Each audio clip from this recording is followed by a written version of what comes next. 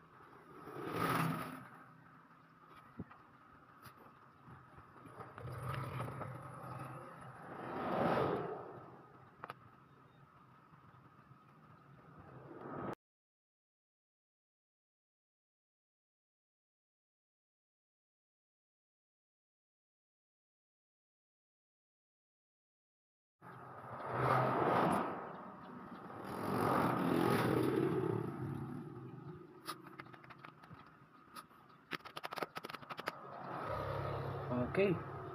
So tapos na mga kaibigan. Mas mabilis siya kumpara sa regular Windows 10. And I think mas maganda rin ang feature nito kumpara sa Windows 10 Super Lite. Yan. Same din, maraming disabled na mga features. Pero syempre ang okay dito, ang mahalaga, no, mapagana natin yung mga basic apps, no, pang office, makapag-print, okay na rin 'yon, no? Wow. So this is my first time na gumamit ng Oprekin.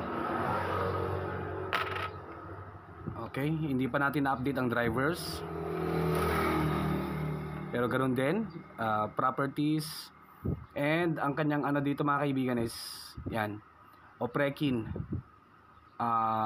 Lite Plus yung version. Okay, tingnan natin kung meron pang ibibilis to.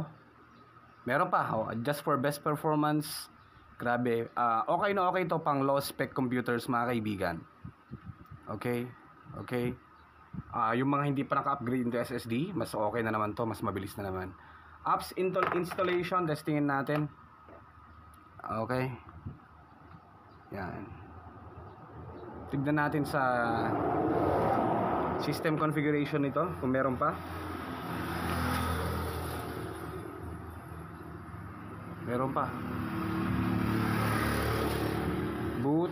Pwede pa natin i-adjust mga kaibigan, no? Mas mabilis pa. 3 seconds. Advanced option. Piliin natin syempre. Mas yung max. Okay. Services. Hide all. Start up. Okay. No start up. Okay tayo dyan. Apply. Okay. Exit without restart. So tignan naman natin sa kanyang CPU usage. Performance, no apps open. Grabe okay lang.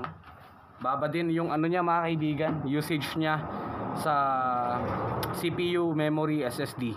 Konti lang Nagsi 0% din kapag stable siya, walang naka-open na application. Okay? Yan. Still same pa rin kahit na may naka-open na mga taskbar dito.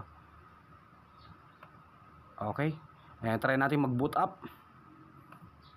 Try natin mag-restart.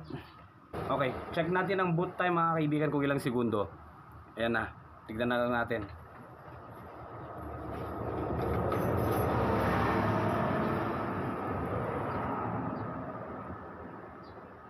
That's it.